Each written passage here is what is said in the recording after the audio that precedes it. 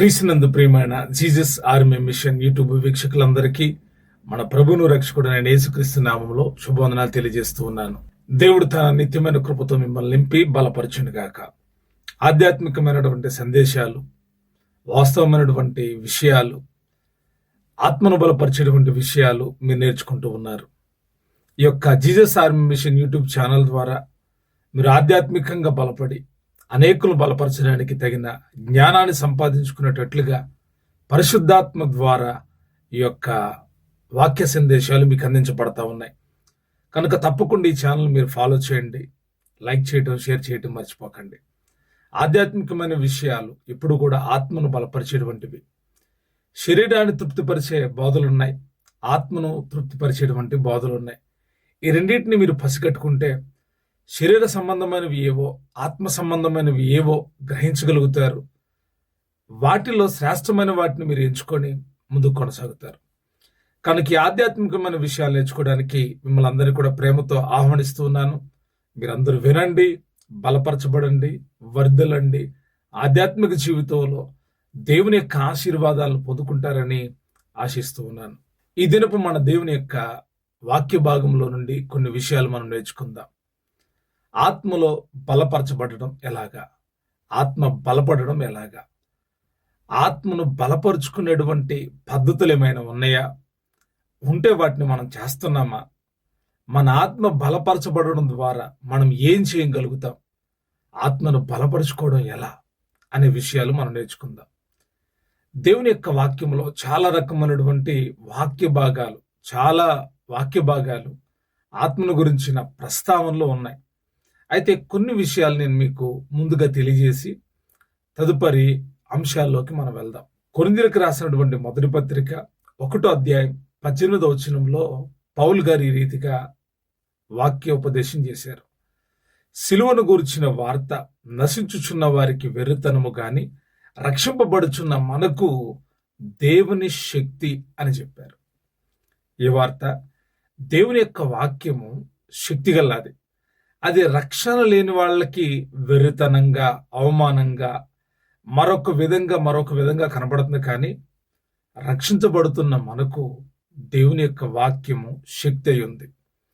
ఆ శక్తి గల వాక్యాన్ని అర్థం చేసుకునే శక్తి కూడా చాలా ప్రాముఖ్యమైంది.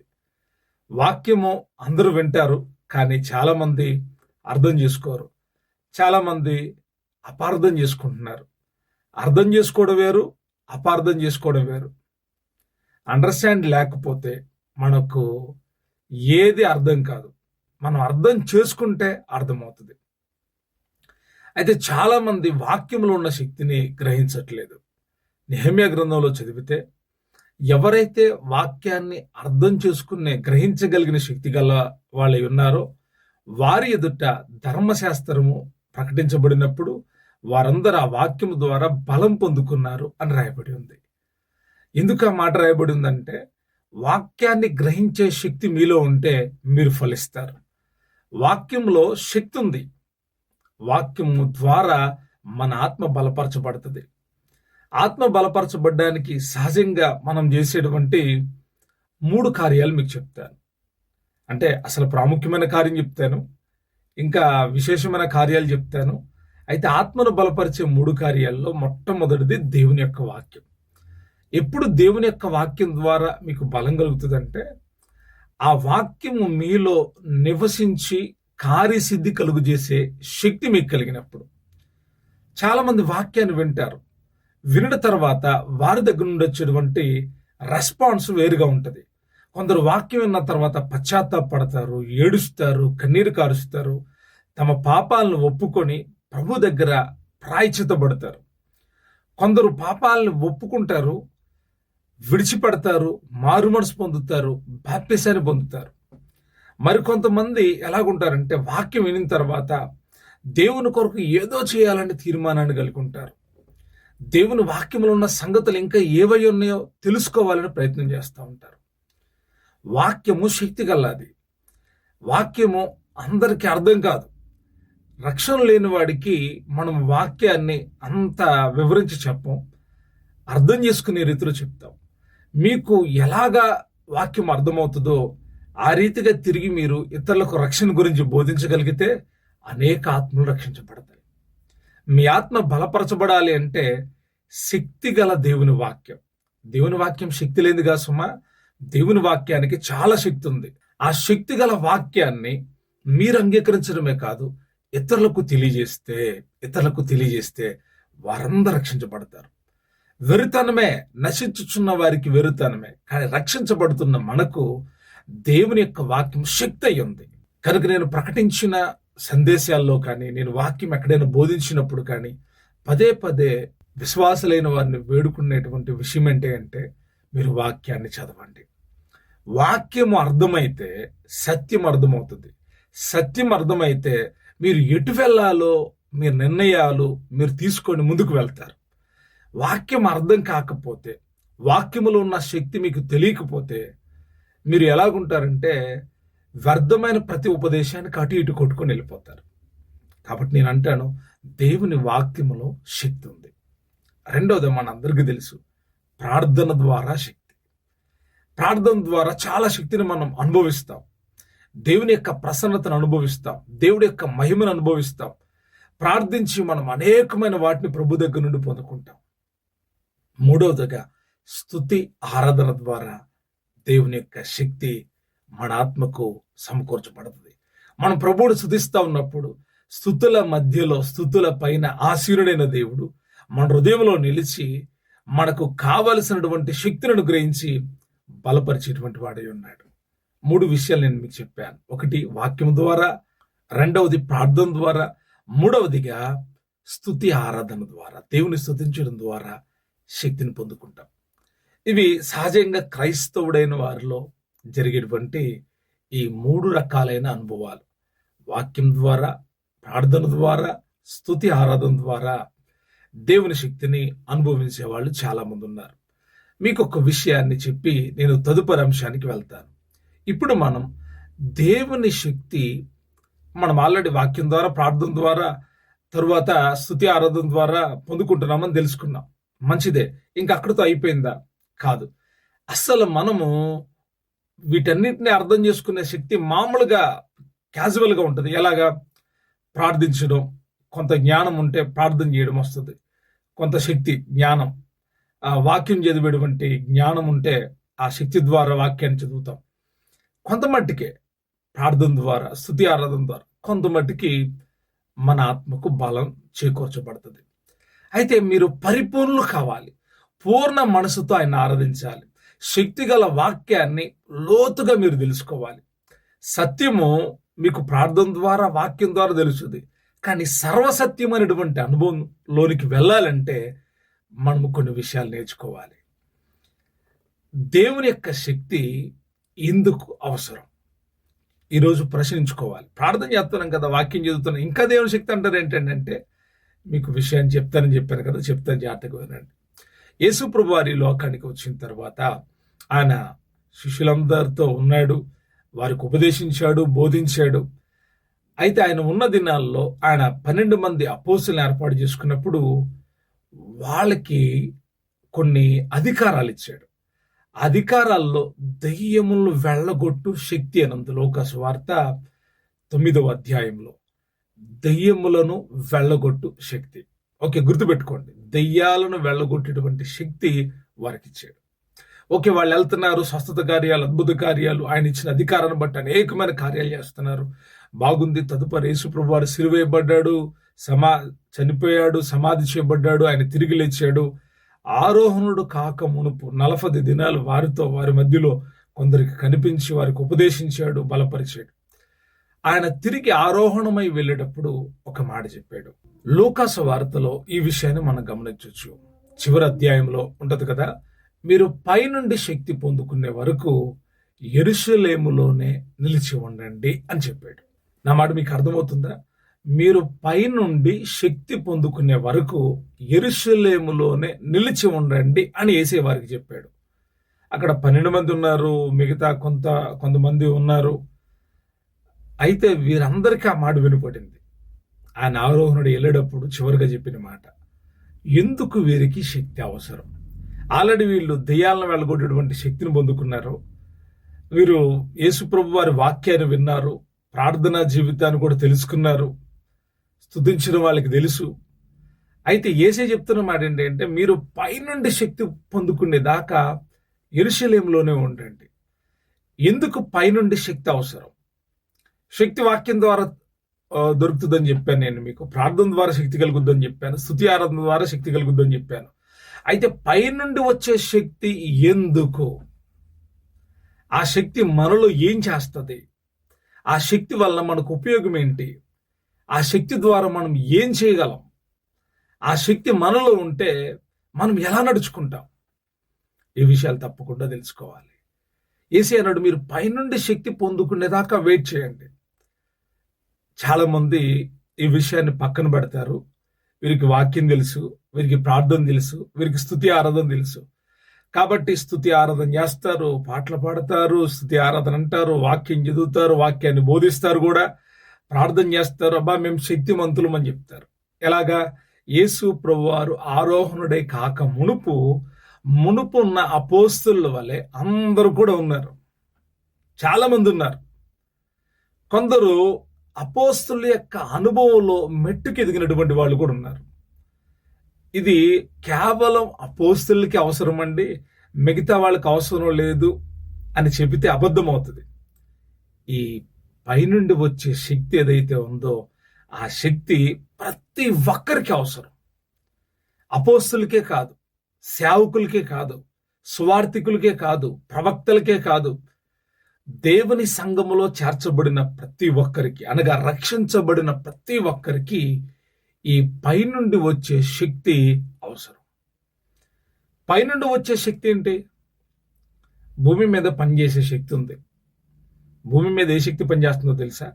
భూమి కింద కొన్ని శక్తులు ఉన్నాయి, ఆకాశ మండలంలో కొన్ని శక్తులు ఉన్నాయి. అయితే నేను ఆకాశ మండలంలో ఉన్న శక్తుల గురించి మాట్లాడట్లా, భూమి మీద పనిచేసే శక్తుల గురించి మాట్లాడట్లా, భూమి కింద పనిచేసే శక్తుల గురించి నేను మాట్లాడట్లా, పైనుండి వచ్చే శక్తి గురించి మాట్లాడుతున్నాను. యేసయ్య చెప్పాడు, పైనుండి శక్తి వస్తుంది. ఎక్కడి నుండి పైనుండి అంటే, పరలోకము నుండి, దేవుని సింహాసనము నుండి, దేవుని యొక్క సన్నిధానము నుండి ఒక శక్తి మీ కొరకు పంపబడుతుంది. ఆ శక్తిని మీరు పొందుకోవాలి, రిసీవ్ చేసుకోవాలి. మీరు పొందుకునే వరకు నిలిచి ఉండండి. పొందుకున్న తర్వాత ఏం చేయాలో ఆ శక్తి మీకు తెలియజేస్తుంది. యేసయ్య చెప్తుంది అదే. సత్యస్వరూపియగా ఆత్మ మీలోనికి వచ్చినప్పుడు మిమ్మును సర్వసత్యంలోనికి నడిపించును. ఎప్పుడు? మీలోనికి మీరు పొందుకున్నప్పుడు దేవుని యొక్క ఆత్మ మిమ్మల్ని సర్వసత్యంలోనికి తీసుకుని వెళ్తుంది. యేసయ్య శిష్యులకు చెప్పాడు, మీరు పైనుండి శక్తి పొందుకునే వరకు నిలిచి ఉండండి. వారు నిలిచి ఉన్నారా? నిలిచి ఉన్నారు. వారు నిలిచి ఉన్నప్పుడు జరిగిన కార్యం ఏంటో తెలుసా? దేవుని యొక్క శక్తిని వాళ్ళు అనుభవించారు. పరిశుద్ధాత్మ శక్తి చేత వాళ్ళు నింపబడ్డారు. పరిశుద్ధాత్మ ప్రభావం వారు అనుభవించారు. వారు కూర్చుని నీళ్ళంతా కూడా దేవుని యొక్క ప్రభావం నిలిచి ఉంది. గొప్ప శబ్దము వారు కూర్చుని ఉన్న ఇల్లంతా నిండిపోయింది. ఆ తదుపరి జరిగిన కార్యాలు మనం చూస్తే వారికి వాక్శక్తి అనుగ్రహించబడింది. వారు అన్య భాషలు మాట్లాడారు. వారికి వాక్శక్తి అనుగ్రహించబడింది. యేసుక్రీస్తు ప్రభువారి నిజమైన దేవుడు అని చెప్పడానికి వెను తీయకుండా ధైర్యముగా దేవుని గురించి సాక్ష్యం ఇవ్వడం మొదలుపెట్టారు. గుర్తుపెట్టుకోండి, పైనుండి ఎవరైనా శక్తిని పొందుకుంటే వారు తమ గురించి తాము సాక్ష్యం చెప్పరు.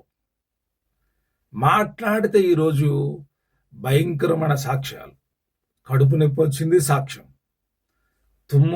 తుమ్ములొచ్చి ముక్కు పట్టేసింది, పోయింది, సాక్ష్యం. తలకాయ పోటు వచ్చింది, తలనొప్పి పోయింది, సాక్ష్యం. దేవుడు చేస్తాడు, చెయ్యడు అని నేను చెప్పట్లా.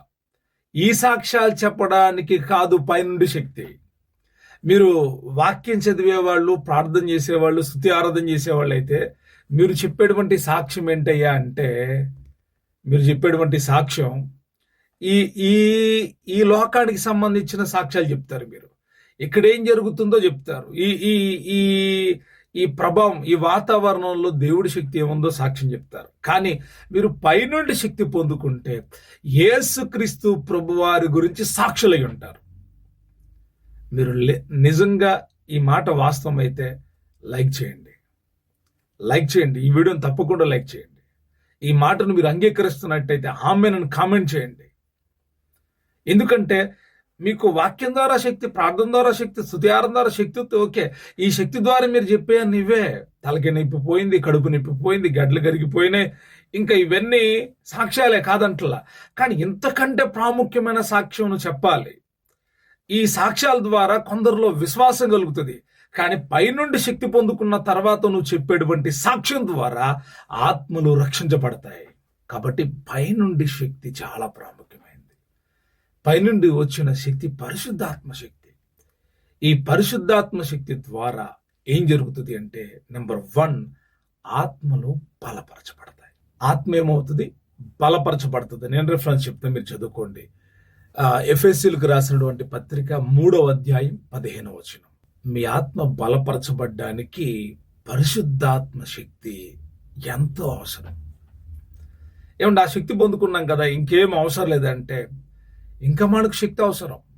ఆత్మ బలపరచబడడం ఎంత ప్రాముఖ్యమో అలాగే ఆ ఆత్మ ద్వారా మనము చేయవలసిన కార్యాలు కూడా ఉన్నాయి.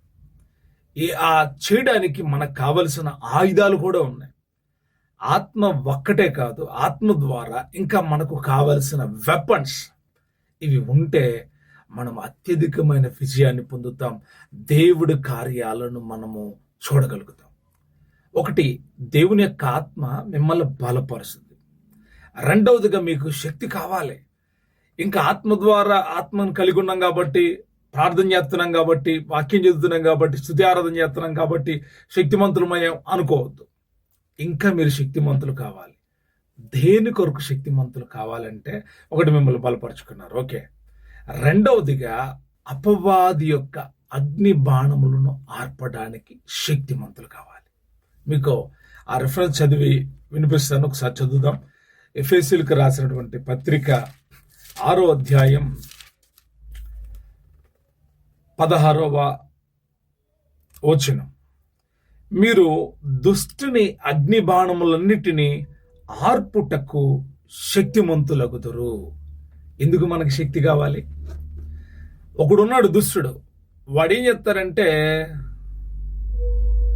మన మీద అగ్ని బాణాలు వేస్తాడు. అగ్ని బాణాలు మామూలుగా చెప్పండి. అగ్ని అనంగాలనే మనం అర్థం చేసుకోవాల్సిన విషయం.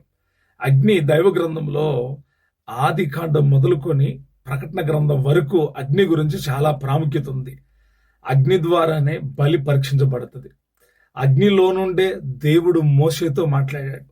ఆ అగ్ని పరమ నుండి తీసుకొని వచ్చి ఏలియాని దేవుడు కనపరిచాడు. ఆ అగ్ని పరిశుద్ధాత్మ ద్వారా మనకు అనుగ్రహించబడింది. యోహాను భక్తుడు అంటాడు కదా, నా వెనుక వచ్చేవాడు నాకంటే శక్తిమంతుడు, ఆయన అగ్నిలోనూ మీకు బాప్టిజం ఇస్తాడు, ఆయన అగ్నితో మీకు బాప్టిజం ఇస్తాడు, పరిశుద్ధాత్మతో మీకు బాప్టిజం ఇస్తాడు అంటాడు. అగ్ని అనంగాలనే పేతురు గారు అంటాడు, అగ్ని వంటి శ్రమలు మీకు కలిగినప్పుడు మీ విశ్వాసం పరిపూర్ణమైనదిగా మార్చబడ్డానికే మీరు ఆ శ్రమలను అనుభవించండి. అగ్ని వంటి మహాశ్రమలు మామూలు శ్రమలు కాదు. అపవాది వేసే అగ్ని బాణాలు మామూలే కావు. వాడు వేసే ప్రతి బాణం మనకి వచ్చి తగలకుండా వాటిని ఆర్పివేయడానికి మనకు శక్తి అవసరం.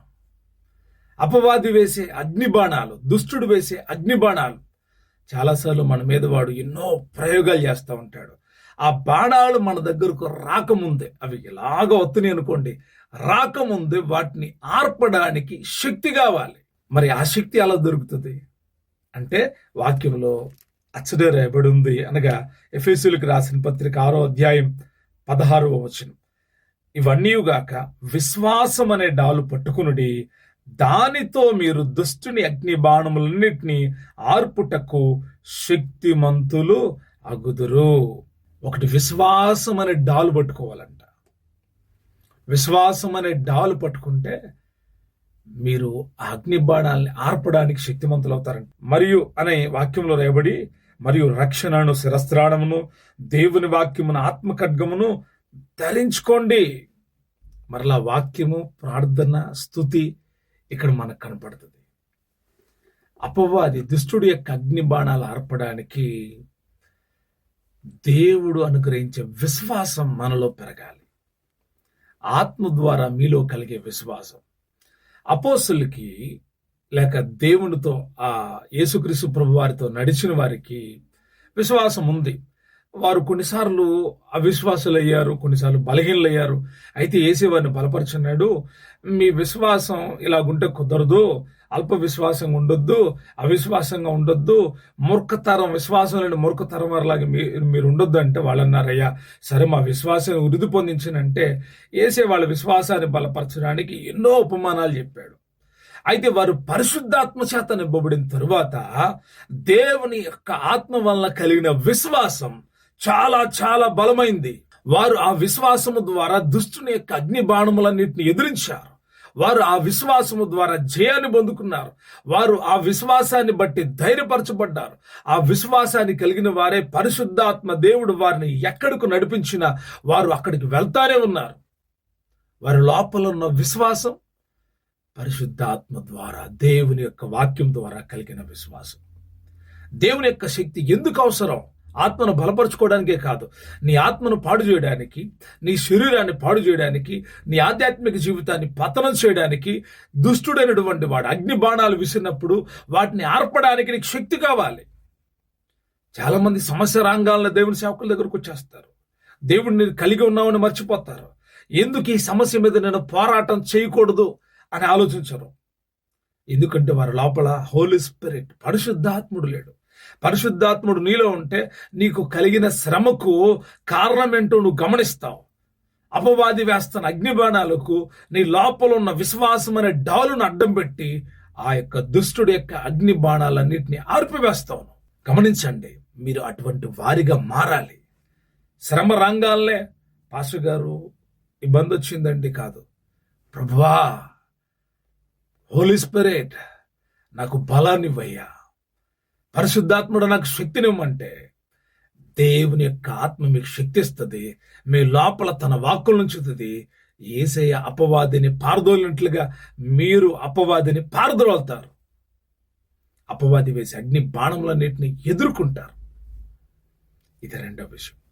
మూడవదిగా ఎందుకు మనకు శక్తి ఎందుకు కావాలి అంటే మరొక మాట చదువుతున్నాను. ఎఫెసీయులకు రాసిన పత్రిక 6వ అధ్యాయం 11వ వచనం. మీరు అపవాది తంత్రములను ఎదిరించుటకు శక్తిమంతులగునట్లు. దాడ అపవాది వేసి అగ్నిబాణాలని చెప్పాను. ఇక్కడ మరొక అద్భుతమైన విషయం ఉంది. అపవాది తంత్రములు ఎదిరించడానికి శక్తి అవసరం. శక్తి అవసరం. అపవాది తంత్రాలు మామూలు తంత్రాలు కాదు. వాడి కుయుక్తి మామూలుది కాదు. ఎందుకంటే ఆదిలో అవ్వను మోసగించేశాడు, భక్తుల్ని అందరినో మోసగించేశాడు. వాడి యొక్క జల్లెడులో చాలా మంది చిక్కుబడిపోయారు. వాడు వేసినటువంటి బాణాలకు అనేకులు లొంగిపోయారు. వాడి తంత్రాలను బట్టి పడిపోయారు, చెడిపోయారు. అపవాది అనేవాడు నిన్ను పరిశుద్ధంగా బ్రతకనివ్వడు, యథార్థంగా బ్రతకనివ్వడు, నీతిగా బ్రతకనివ్వడు. ఆడికి యథార్థత, నీతి, భక్తి, నిజమైన భక్తి అంటే ఇష్టం ఉండదు. కాబట్టి వాడు ఏం చేస్తున్నాడు అంటే వాడి తంత్రాల ద్వారా నీ ఆధ్యాత్మిక జీవితాన్ని పాడు చేయాలనుకుంటున్నాడు. అయితే మీరేం చేయాలి, మనమేం చేయాలి అంటే అపవాది తంత్రాలను ఎదిరించాలి. ఎదిరించడం సామాన్యమైన విషయం కాదు. మనకంటే బలహీనల్ని ఎదిరించడం చాలా సాధ్యం. డబ్బున్నవాడు పేదవాడిని కొడతాడు, కానీ పేదవాడు డబ్బున్నవాడు కొట్టలేడు కదా. లోకంలో జరిగేది ఇదే. డబ్బున్నవాడు ఆధిపత్యం చేసి ఓ పేదవాడు నిజాయితీగా ఉంటే వాడిని అబద్ధికుని చేయగలడు. డబ్బుతో చాలా సాధ్యం. కానీ అపవాది వేసేటువంటి ఆ తంత్రాలు ఎదిరించడానికి మనకు శక్తి అవసరం. మనకు కావాల్సిన శక్తి ఏంటి? అపవాదిని ఎదిరించడానికి కావాల్సింది ఏంటి? డబ్బా? ధనంతో అపవాదిని ఎదిరిస్తామా? ఎదిరించలేం. కానీ నేనంటాను, దేవుని యొక్క ఆత్మ ద్వారా, వాక్యము ద్వారా, పరిశుద్ధాత్మ శక్తి ద్వారా. ఇంక ఇక్కడ పౌలు గారు ఒక మాట అంటాడు, దేవుడిచ్చు సర్వాంగ కవచము ధరించుకోండి. ఏంటి ఆ సర్వాంగ కవచం? హోలీ స్పిరిట్, పరిశుద్ధాత్మతో నింపబడండి. మీలో తగ్గింపు వస్తుంది, లోబడతారు మీరు. అప్పుడు అపవాదిని ఎదిరిస్తారు మీరు. యాకోబు గారు అంటాడు, అపవాదికి చోటీకండి అంటాడు. అలాగే అంటాడు, దేవునికి లోబడి ఉండండి, అపవాదిని ఎదిరించండి. పౌలు గారు అంటున్నాడు, మీరు అపవాది తంత్రాలను తెలుసుకోవాలి, వాటిని ఎదిరించాలి. మామూలు విషయం కాదండి అపవాది తంత్రాలను ఎదిరించడం అంటే. యేసయ్యను శోధించింది అపవాది వచ్చి ఎత్తయిన కొండ మీదకి తీసుకెళ్లి చూపించిందంట. ఏం చేసింది? ఎత్తయిన కొండ మీదకి తీసుకెళ్లి ఈ లోక రాజ్యాలన్నీ చూపించింది. ఇదిగో నాకు సాగిలపడు, ఇవన్నీ నీకు ఇస్తానంటుంది. ఏసే సాగిలపడ్డా? సాగిలపడలా. వాడిని ఎదిరించాడు. ఆయన మనకు మాదిరి చూపించాడు. అపవాది తంత్రాలు శోధిస్తాడు వాడు. దేవుడు ఏది చేయొద్దు అంటాడు అదే చేయమని శోధిస్తాడు. దేవుని మాట విననివ్వడు, దేవునికి లోబడి ఉండనివ్వడు. ఎందుకంటే నువ్వు లోబడ్డావు, దేవునికి లోబడ్డావు అంటే వాడిని ఎదిరిచ్చేస్తావు. కాబట్టి దేవునికి లోబడినివ్వడాడు, అందరికి లోబడేటట్టు చేస్తాడు. లోకంలో అందరికి లోబడేటట్టు చేస్తాడు వాడు. కానీ వాడు చేసే పని ఏంటంటే దేవుడికి దేవుడి మాటకి మిమ్మల్ని కానీ నన్ను కానీ లోబడినప్పుడు. ఎందుకంటే మనం దేవుని మాటకు లోబడితే వాడిని ఎదిరిచ్చేస్తాం. దేవుడు తన పరిశుద్ధాత్మ ద్వారా మనకు సర్వాంగ కవచాన్ని ఇస్తాడు. ఎక్కడ వాడు మనల్ని ముట్టలేడు. మనకు తెలిసిన విషయాన్ని ఇక్కడ మీకు వాక్యానికి అనుగుణంగా అనుబంధంగా ఒక విషయాన్ని మీకు జ్ఞాపకానికి తీసుకొస్తాను. ఒక పక్క ఇశ్రాయేలుల సైన్యం ఉంది, సౌలు రాజుగా ఉన్నాడు. మరొక పక్క ఫిలిస్తీయుల సైన్యం ఉంది. ఆ ఫిలిస్తీయులకి గులియాత్ అనేవాడు ఒకడు ఉన్నాడు. వారికి నాయకులు ఉన్నాయి. గులియాత్ అనేవాడు చాలా ఎత్తటైనటువంటి వాడు. వాడు ఇటు ఇజ్రాయెల్లో కానీ ఇటు ఫిలిస్తీన్లో కానీ వాడు ఎత్తటైన వాడు ఫిలిస్తీయుడు. వాడిని చూసి ఇశ్రాయేల్ సైన్యం ఒక్కళ్ళు కూడా అడిగేయట్లేదు. ఎందుకంటే వాడి ఈటే చిన్న ధోని అంతదంట, అంతది. అంటే ఇలాగ పట్టుకొని ఇలాగ అన్నాడంటే కథం. అయితే వాడు అవతాలు ఉన్నాడు. 40 దినాల నుంచి అటు ఇటు ఇటు అటు పోరాటాల మధ్యలో ఉన్నారు. ఎవళ్ళు ముందుకెళ్తున్నారా? ఎవడైనా రండి, నన్ను జయిస్తే ఫిలిస్తీన్లు జయించినట్టే అంటున్నాడు. ఎవళ్ళు ముందుకెళ్తలా. దావీదు గారు తన అన్నలు ఎలాగున్నారో పరీక్షించడానికని తండ్రి చేత పంపబడిన వాడే అన్నల దగ్గరకు వచ్చాడు. యుద్ధంలో ఉన్న వాళ్ళ అన్నల సమాచారాన్ని తెలుసుకున్నాడు. వాళ్ళన్నారు, ఎందుకు వచ్చావు ఇక్కడికి? సరే, ఇదిగో మీకు ఆహార పదార్థాలు, మంచిదే అంటే. దావీదు గారు అక్కడ మౌనంగా లేడు. దావీదు ఏమన్నాడంటే, ఏం జరుగుతుంది? అటేపు ఎవడ ఎత్తుగా నిలబడ్డాడు, ఏం జరుగుతుందని మరొక సైనికుడిని అడిగాడు.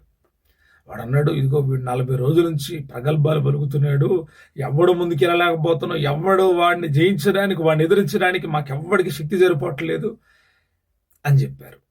చెప్తే దావీదు అన్నాడు కదా, నేను వెళ్తాను అనగానే వాళ్ళ అన్నలకి తెలిసింది ఆ సమాచారం. నువ్వు ఇక్కడికి వచ్చావు, సైలెంట్గా భోజనాలు ఇచ్చావు కదా, వెళ్ళిపో నువ్వు అని చెప్పేసి అన్నారు. కానీ దావీదు గారు అంటాడు కదా, నేను వెళ్తాను అని చెప్తే ఆనోట వెళ్ళి సౌలు రాజు గారి దగ్గరికి ఆ మాట వెళ్ళింది. సౌలు అన్నాడు, సరే రా చిన్నోడా, వెళ్తావా? వెళ్తానండి, నేను వాడి మీద యుద్ధం చేసి వస్తాను. అయితే సౌలు కూడా అధైర్యపరచల.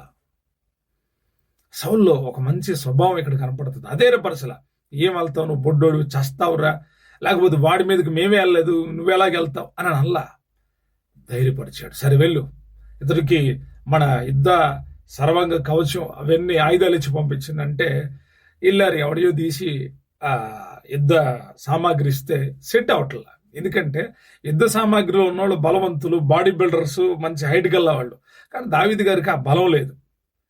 సౌలు గారు అడిగారు, ఏంటి సంగతి అంటే, అయ్యా నేను గొర్రెలు కాసేటప్పుడు సింహం వచ్చిందని చంపేసి, ఎలుగుబంటి వచ్చిందని చంపేసి వీడంతా. సరే వెళ్ళు, అవి సెట్ కాల. సరే ఒక్కడే వెళ్ళిపోతున్నాడు. అయ్యా వెళ్తున్నాడు, ఓకే అని చెప్పాడు. వెళ్ళాడు. వెళ్తే ఏటు వైపుకి వెళ్ళాడు. ఏటు వైపుకి వెళ్ళి 5 నున్నల రాళ్ళు ఏరుకున్నాడంట. చాలా మంది అంటారు, 5 ఎందుకు ఏరుకున్నాడని. ఎందుకు ఏరుకున్నాడు? 5 ఏరుకున్నాడు, సంచులు వేసుకున్నాడు. ఒకటి మాత్రమే ఒడిశాలలో పెట్టాడు. పెట్టి ముందుకెళ్తున్నాడు. ఫిలిస్తీయుడు ఎలాగున్నాడంటే, రారా నిన్ను నరికి ముక్కలు చేసి పక్షులకి ఆహారం చేస్తాను అంటున్నాడు. కర్రబట్టుకున్న నేను కుక్కను అనుకుంటున్నావా అని చెప్పేసి మాట్లాడుతున్నాడు ఫిలిస్తీయుడు. అయితే దావీదు గారు ఏ మాత్రం కూడా వెనుకడుగు వేయకుండా ముందుకు వెళ్తున్నాడు. రా అంటున్నాడు ఫిలిస్తీయుడు. అయితే దావీదు గారు స్తుతిస్తా ఆ ఒడిశాల్లో రాయి పెట్టి తిప్పుతా ఉన్నాడు. మనసు లోపల దేవుని ఇచ్చిస్తున్నాడు. జీవము గల దేవుణ్ణి తిరస్కరించుటకు వీడేపాటివాడు, సున్నత లేని వీడేపాటివాడు అని ఆలోచించి గెరగెరా తిప్పి రాయి కొడితే ఎక్కడ తగలాలి? ఎక్కడో ఒక చోట తగలాలి. గురి చాలా దూరం ఉంటే గురి ఎలా చూస్తారు? ఇప్పుడు చెట్టు మీద ఒక పెట్టె ఉందనుకోండి, ఆ పెట్టె గురి చుట్టడానికి కొంచెం బ్యాలెన్స్ చూసుకొని చేస్తారు. కానీ ఇద్దరికి ఫిలిష్తీయుడికి చాలా దూరం ఉంది. రెండోది వాడు చాలా ఎత్తేటోడు, దావీదు చిన్నగా ఉన్నాడు. వాడిని ఎలా గురి చూశాడంటే, ఆ గురి దావీదు మామూలుగా చూడలా, ప్రభువును బట్టి మనోనేత్రాలు కలిగిన వాడే చూశాడు. దేవుని నామానికి మహిమ కలుగును గాక. మనం మనోనేత్రాలు వెలిగించబడిన వాళ్ళమైతే అపవాది తంత్రాలను గుర్తిరుగుతాం. వాడిని ఎక్కడ గురిపెట్టి కొట్టాలో అక్కడే కొడతాం. అదే దేవుని పిల్లలకు దేవుడిచ్చిన బలమైన విశ్వాసం. దావీదు గారు చూసి అంటాడు, యెహోవాదే యుద్ధం, ఈ యుద్ధం నాది కాదు, దేవుడే చేస్తాడని రాయి గెరగెర తిప్పికొట్టాడు. శక్తినంతా ఉపయోగించాడు. ఆ రాయి బలంగా వెళ్ళి నుదుట వాడి శరస్త్రాణం ఉండే ఉండదు, వండుకొని ఉండదు, దాని లోపలికి వెళ్ళి దూసుకొని కొడితే, ఇటు కొడితే వెనకబడాలి కదా, కానీ వాడు సాగిలు పట్టాడు. వాడు సాగిలు పడిపోయాడు. ప్రభు వాడి చెప్తున్నాను, అపవాది తంత్రాలను గుర్తరకండి, అపవాదిని ఎదిరించండి. ఎలాగంటే ఆత్మ ద్వారా దేవుడిచ్చే సర్వాంగ కవచాన్ని ధరించుకొని అపవాదిని ఎదిరించండి. ఒకటి ఆత్మను బలపరచుకోవడానికి, రెండవది అగ్ని బాణాలు అరపడానికి, మూడవదిగా అపవాది తంత్రాలను ఎదిరించడానికి మనకు శక్తి అవసరం. నాలుగవ విషయం, తీతుకు రాసిన పత్రిక 1వ అధ్యాయం 9వ వచనం. తాను హితబోధ విషయమై జనులను హెచ్చరించుటకును ఎదురాడు వారి మాటను ఖండించుటకును శక్తి గలవాడున్నట్లు ఉపదేశమును అనుసరించి నమ్మదగిన బోధను గట్టిగా చేపట్టుకుని వాడునై ఉండవలెను. ఈ మాట సేవకులకు చాలా బలమైంది. అంటున్నాడు పౌలు గారు, హితబోధ విషయమై, ఆరోగ్యకరమైన బోధ విషయమై జనులను హెచ్చరించుటకు ఎదురాడు వారి మాట ఖండించుటకు శక్తి అవసరం. నిజమే కదా. ఈ కడవరి దినాల్లో చాలా మంది దేవుని యొక్క సేవకులు ఎదుర్కొంటున్న సమస్యలు ఇవే. యథార్థమైన వాక్య సందేశాన్ని ప్రజలకు చెప్తా ఉంటే ప్రజలు చాలా మంది హితబోధను సహించట్లేదు. హితబోధను తోసివేసి మోసయుక్తమైనటువంటి బోధ వైపు వెళ్తున్నారు, కల్పనా కథల వైపు వెళ్ళిపోతున్నారు. అయితే జనులు హితబోధ విషయమై సరిగ్గా ఉండలేదు. పౌలు గారు అంటున్నాడు, హితబోధ విషయమై జనులను హెచ్చరించాలి, ఖండించాలి. ఈ రెండు కావాలంటే శక్తి కావాలి. శక్తి లేని వాడు ఖండించాడు, కాంప్రమైజ్ అయిపోతాడు. శక్తి గలవాడు హితబోధ విషయంలో ఖండిస్తాడు. తరువాత ఏం చేస్తాడంట, హెచ్చరిస్తాడు, గద్దిస్తాడు. ఈ రోజుల్లో జనాలకి ఈ బోధ ఇష్టం లేదు. ఎవరైనా దైవజనుడు వచ్చి హెచ్చరిస్తే, ఏ దైవజనుడైనా ఖండిస్తే ఆ ఖండించిన వాడిని ట్రోల్ చేయటం, ఆ ఖండించిన వాడి మాటలను పదే పదే చూపించడం, ఇలాగ మాట్లాడొచ్చా, ఇలాగ చెయ్యొచ్చా అనడానని. వీళ్ళు చెప్తారు ఎవరికన్నా బుద్ధి? ఎవరికి చెప్పరు. మనము ఖండించాలి. దేవుని యొక్క ప్రజలు ఎప్పుడైతే హితబోధ విషయంలో అజ్ఞానులుగా ఉంటారో వారిని ఖండించి, వారిని హెచ్చరించి, వారిని సన్మార్గంలో తీసుకురావాలి. అయితే ఈ శక్తి కావాలంటే కలిగి ఉన్న ఉపదేశాన్ని గట్టిగా పట్టుకోవాలి. ఉపదేశమును గట్టిగా పట్టుకుంటే, ఆ లోతైన వాక్యాన్ని గట్టిగా పట్టుకుంటే శక్తినిస్తుంది. ఆ శక్తి ద్వారా ఖండించవచ్చు, పరిశుద్ధాత్మ ద్వారా ఖండించవచ్చు, పరిశుద్ధాత్మ ద్వారా హెచ్చరించవచ్చు. పరిశుద్ధాత్ముడు హెచ్చరిస్తాడు, పరిశుద్ధాత్ముడు ఖండిస్తాడు. చాలా స్మూత్గా పరిశుద్ధాత్ముడు ఖండిస్తాడు. దావీదుని ఖండించినప్పుడు పరిశుద్ధాత్ముడు ఎలా ఖండించాడు? బిలామును హెచ్చరించినప్పుడు పరిశుద్ధాత్ముడు ఎలా పనిచేశాడు? దైవ గ్రంథంలో భక్తులను హెచ్చరించినప్పుడు పరిశుద్ధాత్ముడు ఎలాగా హెచ్చరించాడు? నేటి జనులు హెచ్చరికలను ఇష్టపడట్లేదు. ప్రభుపాటి చెప్తున్నాను, మీరు శక్తి గల వాళ్ళే దేవుని యొక్క సేవకులు బోధించాలి. ఉన్నది ఉన్నట్టుగా బోధించండి. ఎవరు ఉన్నారు, ఎవరు లేరు కాదు. ఎవరు ఇక్కడ ప్రభు రాజ్యంలో ఉండాలనుకుంటారో వారి హితబోధ విషయంలో ప్రతి దానిని సహిస్తారు, విశ్వసిస్తారు, లోబడతారు. ఆ హెచ్చరికలు స్వీకరించి సరిచేసుకుంటారు. హెచ్చరికలు ఖండించడం ఎందుకు అంటే ప్రేమను వృద్ధి చేయడానికే, ఆధ్యాత్మిక అభివృద్ధి కొరకే. కాబట్టి నాలుగోదిగా హెచ్చరించడానికి, ఖండించడానికి శక్తి అవసరం. ఐదో విషయాన్ని చెప్పి నేను ముగిస్తాను.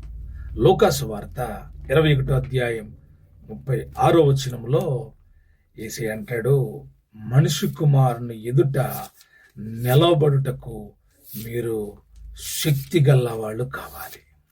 ఏం కావాలంట? మనిషి కుమారుడి ఎదుట అంటే దేవుని యొక్క రాజ్యములో నిలబడడానికి శక్తి కావాలి. ఎందుకంటే అపవాది అక్కడ నిలబడలేడు, దుష్టుడు అక్కడ నిలబడలేడు, అబద్ధికుడు అక్కడ నిలబడలేడు, మోసం చేసేవాడు అక్కడ నిలబడలేడు, దరిద్రుడు అక్కడ నిలబడలేడు.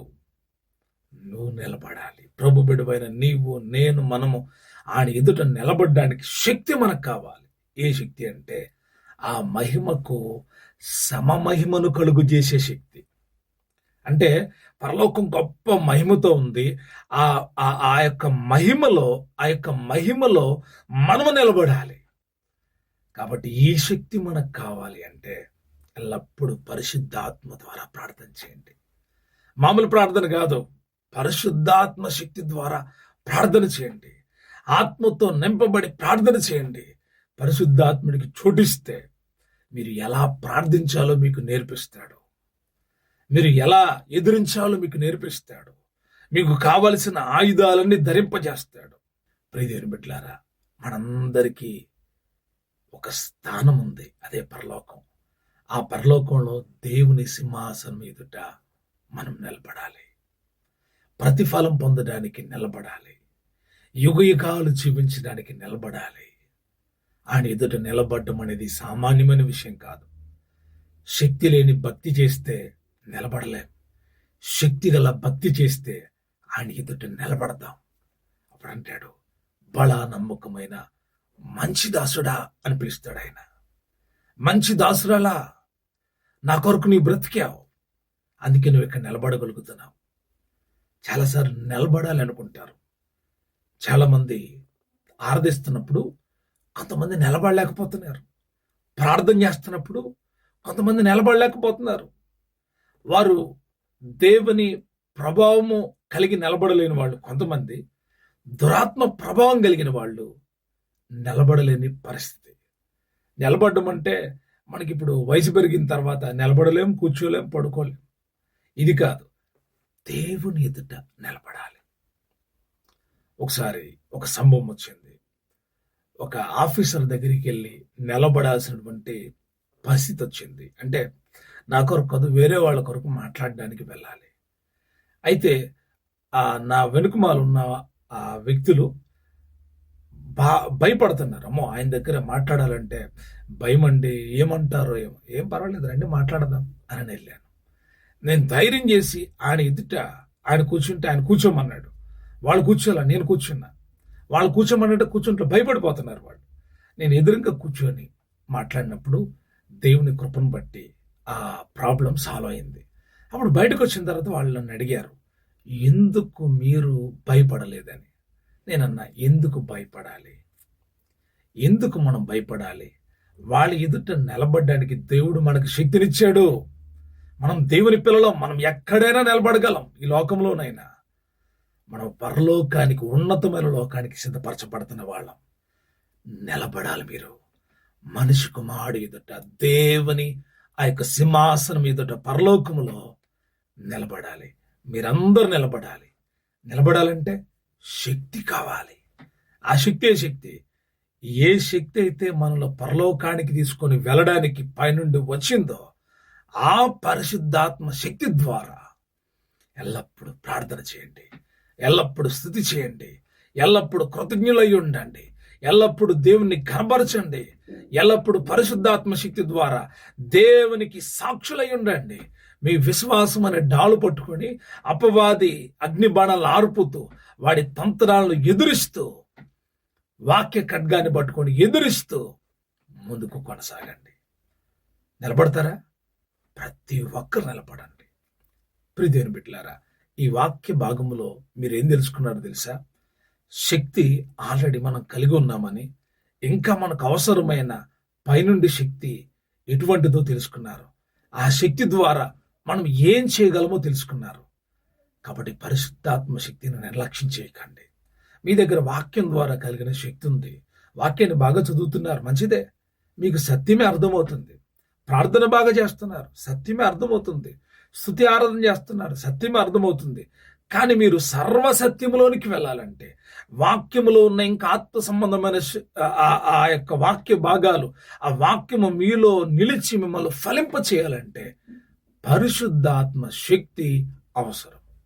కనుక దేవుని యొక్క శక్తి కొరకు ప్రార్థన చేయండి.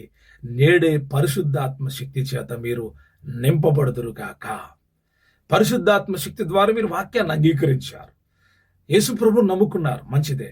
కానీ ఆ శక్తి ద్వారానే మీరు ఆ శక్తిని పరిపూర్ణతలోకి నడిపించి, ఆ శక్తిని మీలో నింపుకొని ఆత్మ సంబంధమైన నేత్రాలు తెరిచి మీరు బైబిల్ చదవటం మొదలు పెట్టండి. మీరు సాక్ష్యం ఇవ్వాలనుకోండి, మీ లోపల పరిశుద్ధాత్ముడు ఏం చెప్తాడో తెలుసా? ఇది కాదు, నేను నిన్ను దర్శించిన సంగతిని చెప్పు, నేను నీతో మాట్లాడిన సంగతి చెప్పు.